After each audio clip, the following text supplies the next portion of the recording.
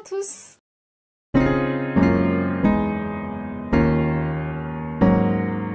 Aujourd'hui on se retrouve dans une vidéo dans laquelle je vais vous donner des petits conseils pour sortir d'une panne de lecture.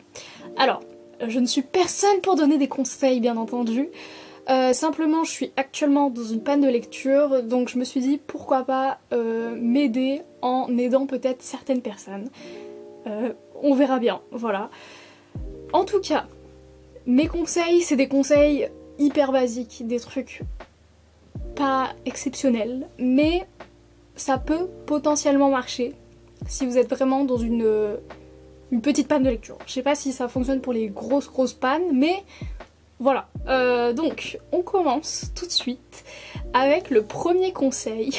Alors, évidemment, on ne s'attend pas à des trucs de ouf, donc le premier, c'est d'oser DNF, donc Did Not Finish, donc oser arrêter un livre en plein milieu si le livre ne nous plaît pas.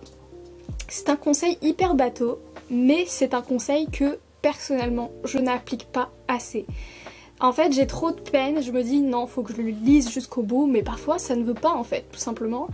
Et parfois faut oser les arrêter et se dire bah je ne lirai jamais la fin et c'est pas grave en fait. Donc voilà, premier conseil, osez le faire si vous ne le faites pas, puisque en fait ça va juste vous mettre une barrière en fait, comment dire, vous fâcher en fait avec la lecture, et c'est pas bon de se fâcher avec la lecture, surtout en cas de panne de lecture. Donc voilà. Deuxième conseil, c'est de faire une pause. Donc une fois que vous avez DNF votre livre, que vous l'avez mis de côté et tout, bah faites une pause. Osez arrêter de lire pendant quelques jours. Alors je dis pas d'arrêter de lire pendant un an, c'est pas le but vraiment, après vous pouvez, hein. Mais pendant quelques jours, voire une semaine, et ne pensez pas à ça en fait, justement faites-vous un truc où vous dites ok, la lecture j'arrive pas en ce moment, je peux plus me la voir, mais c'est pas grave. Voilà. Et ça va avec mon troisième conseil, puisque dans mon troisième conseil, c'est de ne pas culpabiliser pour ne pas se forcer. Alors là, c'est un peu un conseil 2 en 1. C'est-à-dire que le fait de culpabiliser, de penser qu'à ça et de se dire putain j'arrive pas à lire, j'arrive pas à me mettre dans la lecture, ça m'énerve, eh ben on va vouloir se forcer. Et du coup, en se forçant, ça va encore plus nous braquer et faire qu'on en a marre de la lecture. Donc vraiment, ne culpabilisez pas, ne vous forcez pas et acceptez votre panne de lecture. Et voilà, dites-vous que c'est ok, que il y a plein de gens à qui ça arrive, que chaque lecteur, ça lui est arrivé au moins une fois dans sa vie. Donc vraiment, no panique, pas de stress. Il y a point S, c'était pas drôle.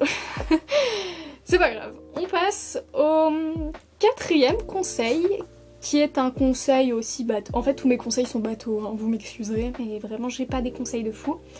Mais du coup, le conseil, c'est de se reconnecter avec la lecture. Donc, ce que je veux dire par là, c'est de consommer du contenu littéraire. Que ce soit via les réseaux sociaux, via les réseaux sociaux. Non, j'ai pas d'autres exemples, mais en gros, regardez des vidéos sur les livres. En tout cas, pour moi, ça fonctionne tellement, puisque je vois les gens lire, je vois les gens être passionnés par la lecture, et j'ai envie de faire pareil qu'eux, de lire plein de livres, voilà.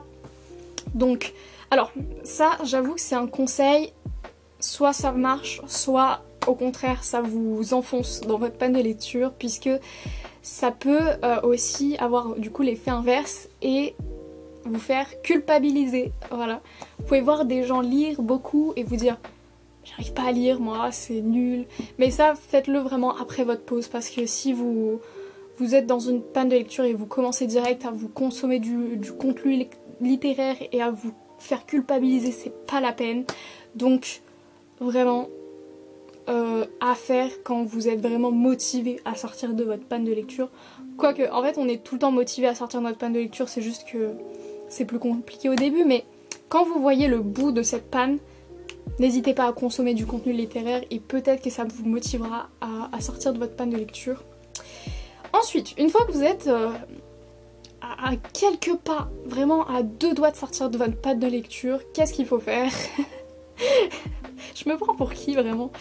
Eh bien, vous pouvez tout d'abord lire quelque chose qui vous tente. Donc, soit vous lisez un livre qui vous tente de ouf depuis hyper longtemps, soit vous achetez un livre qui vous tente de fou, que vous voyez partout, et vous le lisez direct quand vous l'achetez.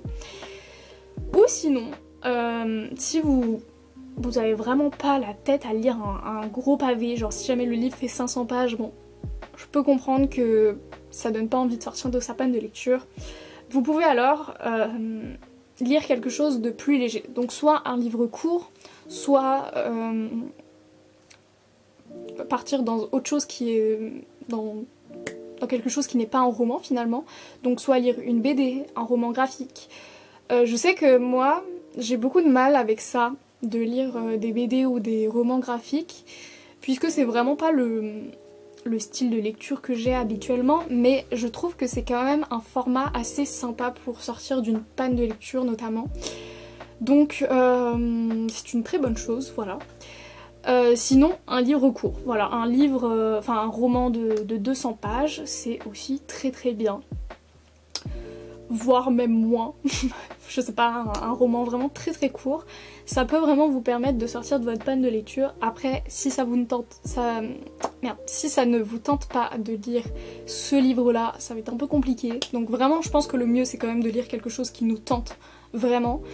Mais il y a ce risque d'être bloqué dans ce livre et de ne pas l'apprécier pour ce qu'il est, quoi.